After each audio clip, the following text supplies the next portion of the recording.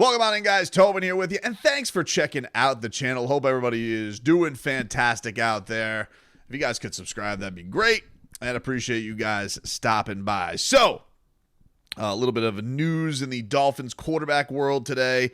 Tua Tagovailoa, the interview with Dan LeBatard, the LeBatard Show, and the boys dropped today. Their much anticipated interview with Tua, and of course, Dan, one of the best interviewers in the game. So, very curious. They had been saying that they are, we're excited to reveal this. Very comfortable in his element to it, which, look, has been the case in a lot of the interviews that he's done. You've definitely seen a Tua who is comfortable in his own skin. He is, I would say a man who's walking around with a bit of a swagger, talking with a swagger. And, this is one of those things where it's a LeBatard interview. So Dan is going to get in there with the feelings, and, the thing closed out with talking about the difference or how it goes from the relationship of Mike McDaniel and Brian Flores. And, why that's changed so much and why his mentality has changed so much. And this has been something like, look, I think the relationship with Tua and Mike McDaniel has been talked about almost ad nauseum. Like, we get it. They have a great relationship. Fantastic. This is no knock on the interview. I'm just saying, like, this is, we've covered this ground. These guys have a rock solid relationship that, is the reason it's a beautiful thing, because it's cyclical in that Mike McDaniel was a Dolphins plan B after getting busted for tampering and trying to get Sean Payton and Tom Brady, and it blows up in their face because of the Brian Flores firing and him blowing the whistle on the Dolphins.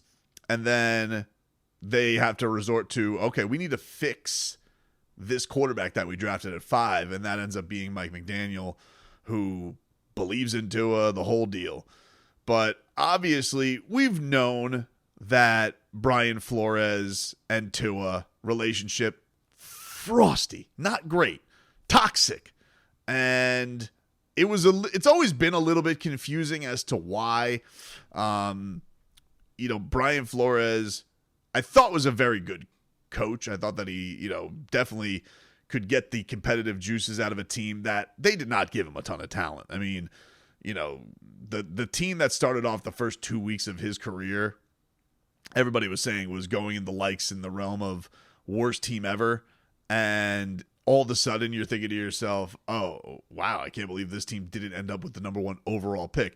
Crazy enough, the Dolphins dealt with a lot of crap with that. They did not deal with that. The Bengals did not deal with, who ended up getting the number 1 overall pick.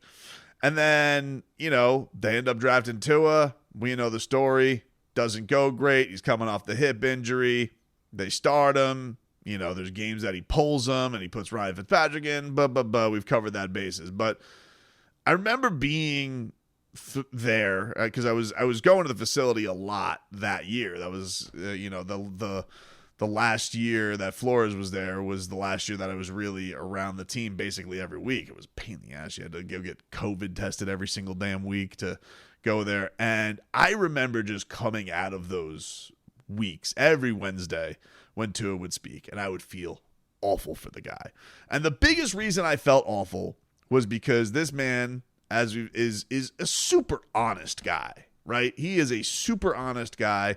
Wears his heart on his sleeve. Even when, you want to say he has more bravado or has more confidence or any of that stuff, he has always been a guy, I think, who has said what he's felt, and has not, shied away, has not lied about stuff.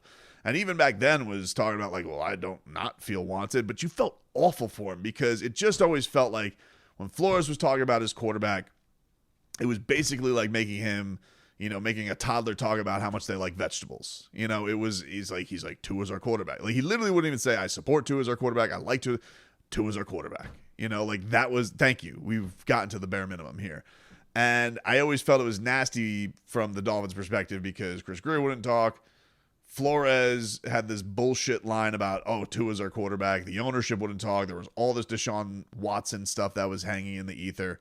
And then Tua has to come there and we have to put on this, he has to put on the best face that he can, knowing that the organization is trying to replace him, while also, now that we know, the coach, and I think the big reveal today of this whole thing with Brian Flores is that, saying that you're, he's basically saying, he goes, what if I told you suck at what you did? Like all the time. And this was the quote to Dan. It said, to put it in the simplest of terms, if you woke up every morning and I told you suck at what you did, that you don't belong doing what you do, that you shouldn't be there, that this guy should be there, that you haven't earned that right, and then somebody else comes in and tells you, dude, you're the best fit for this, like you are accurate, you are the best, whatever, you are this, like how would that make you feel listening to one or listen to the other? See what I'm saying? And then you hear it, regardless if it's good or bad, and you hear it more and more, you start to actually believe it. I don't care who you are. You could be president of the United States. If you have a terrible person that's telling you things you don't want to hear or you probably shouldn't be hearing, you're going to start to believe that about yourself. So, yeah, I mean, basically in a roundabout way, calling Brian Flores a terrible person, which is very strong, but obviously the relationship was pretty awful. And I think in a lot of ways, probably was his downfall for all this, because after that Deshaun Watson fiasco didn't fall through because of all the things that were going on in his ether and world. And the Browns paying all the money that they did to make that happen. Yeah, it was basically like, oh, I'm stuck with you. Don't want you, want McCorkle, or I want Herbert, or I want Jordan Love, or whomever. Which I've never bought, this whole idea that Brian Flores never wanted Tua Tagovailoa. I'm like, I have a hard time believing. I don't care what has been said up and down. Like, GM that they've had, owner that they've had, always very accommodating, right? And to think that they're just going to bypass what the coach wanted to say, nah, you're taking this guy. I don't buy it. Like, you're in on that too. It's just that the guy has shown that as he has a propensity to make, chicken salad out of chicken bleep. The Dolphins did not have the talent on their team that they do now, especially offensively, not even close. He had no patience, like was firing coaches left and right. Couldn't keep his staff together, didn't really have any allies in the building by the time it was done. And so his management of people sucked.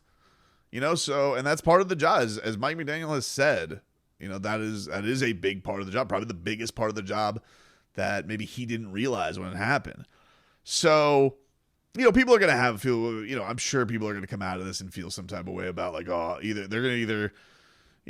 think the Dolphins going to mother bleep Flores, but and I think for Tua, I think it's going to be interesting because like, all right, we've seen a guy who seems like he's gotten over the hump, like as far as a person, and definitely carries himself like he's got some scars and has handled himself, better through all of this type of stuff. Mike McDaniel was asked about it today.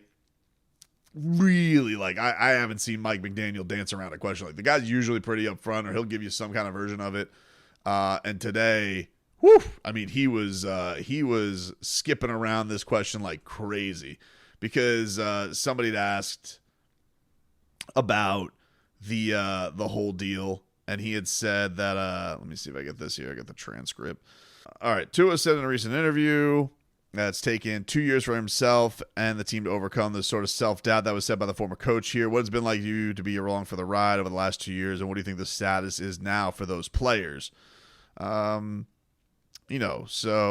it said, I think there's been so much talked about with this. I think there's some just naturally when different people are leading the organization that happens. I think for me, especially right now, I'm so laser focused onto what the locker room needs on this particular set of circumstances. It's hard for me to appropriately assess that. It feels like I'm not spending too much time patting myself on the back for that much. And I think a lot of players have grown since I've been here, and that growth is all I care about, the inherent growth that they've already had. I'm just really focused on pushing my guys to be their best selves, be the best version of themselves, and reach new heights. That's got me plenty occupied. I don't have time to reflect like that. What does it mean? Today is awesome. That is a step around. Don't want to say anything negative about Brian Flores. And, coaches aren't going to make their own distractions. You don't want to, put fodder for any potential, not that it's going to happen, but like a Super Bowl matchup between the Minnesota Vikings or whatever job Brian Flores has down the line. You're not going to set yourself up for that if you're Mike McDaniel, which is a smart way to go. But yeah, I've seen things, floating around. I saw some ESPN. I didn't even click on the clip, but I saw the headline about like, oh, Tua's improved a lot of ways because like, oh, they got Tyreek Hill. And yeah, look, the Dolphins obviously have more superior offensive weapons than they did when Brian Flores was the coach. There is no doubt about that. There is no debate about that. However, the thing with Tyreek Hill that can be missed by that, oh, you just added Tyreek Hill, which actually I want to get to in a second, because that was actually, to me, this is the most interesting part of the interview was not the Flores thing, because I don't really know, other than Tua finally kind of sort of unleashing on Flores. I thought for me, the interesting part actually had to do something last year. But, yeah, here's the thing with the Tyreek Hill thing. Tyreek Hill got here, and the first thing that he did also was to bolster Tua's confidence. And he got crushed for it. I remember asking Tyreek Hill about this at training camp that year. I'd be like, do you find it weird that people are having a go at you for simply supporting your teammate? And it's one of these things that's just strange that like he got crushed for having the audacity to say that Tua had any skill set that was in the class of Patrick Mahomes. And that was before Patrick Mahomes won 2 more Super Bowls. So it's kind of crazy that people are like, oh, yeah, well, Tua, he just got Tyreek Hill. Yeah, but also Tyreek Hill got wildly mocked for coming to the aid and support of his quarterback publicly, getting laughed at publicly, when that wasn't the easy thing to do. Maybe it's easier now that you got 2 franchise records under your belt. People could still, hold up ring fingers at him and be like, but but even still, when he did it at the time, Tua was not leading the league in passing and leading the league in passer rating. He was doing it on a guy who was kind of looked upon as damaged goods. So I think there's credit that has to go to Tyreek Hill there mentally, not just on a performance. It's I do kind of hope this buries that whole era. I know it's going to probably be in the ether for the rest of the week, and then obviously Tua is going to talk to the media at some point this week, and he's going to talk about it again, and but the one thing I'd say is it is kind of over. Like we're going on to year 3 without Brian Flores, and he seems in a much better spot, and he's got Tua. He's got his $167 million guarantee. He's on the other side, and it's good that I'm all for Tua cashing receipts and standing up for himself. So I'm not crushing him. I don't expect him to lie to Dan LeBatard, but it is one of those things too where I don't know, I don't know if it really adds anything to the story other than Tua finally kind of putting yeah, he really did suck. I didn't like him. And Brian Flores was smiling faces and hidden agendas. Like, remember he did that I Am Athlete interview where he's like, oh, ask Tua about a relationship. Come on, dude. Like, it was so patently obvious at the time, like, that the guy was ice cold on his quarterback. So, now, the thing I did find interesting in the Dan LeBatard interview was Tua. This was a revelation from Tua, which I've always said he's got a little Goran Dragic to him. He's too honest. The one thing that I found really interesting in the Dan LeBatard interview that was not, hosing down Brian Flores, was him admitting that the Dolphins were gunning for Tyreek Hill to get 2,000 yards last year. That to me was really fascinating because it was obvious in games how much they like getting the ball to Tyreek Hill, but it's pretty crazy to say, like, your quarterback is telling you, no, we're actively trying to get this record. We're gunning for what seems like an unreachable record. And not only that, but apparently Jalen Waddle being cool with it. Like, Jalen Waddle, like, not feeling like he had to go coddle the Waddle.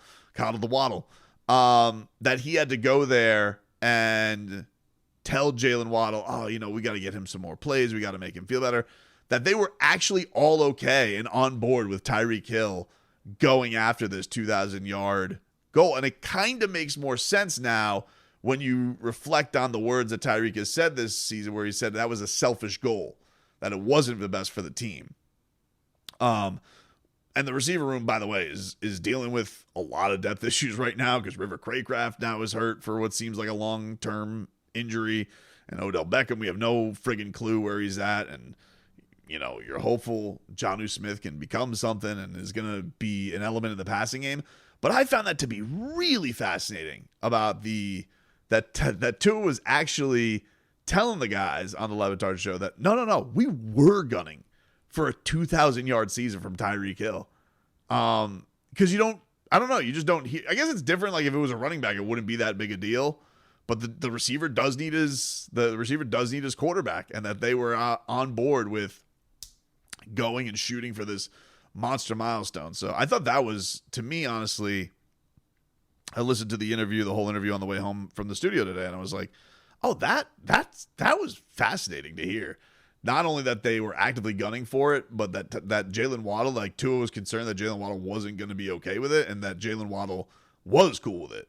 So, but it is going to be interesting to see if that diversifies a little bit going into this year. with the receiver depth they have right now, probably not. But if they change things up and these wrinkles that they're talking about, Jordan Poyer talked a little bit about some of the wrinkles that were added to this team, which, by the way, it's good that he's going to be back from practice dealing with a friggin' thumb fracture. So that's exciting that he's on the way back for this team. But yeah, man, Tua lighting the internet on fire today, thanks to the boys of the LeBatard Show.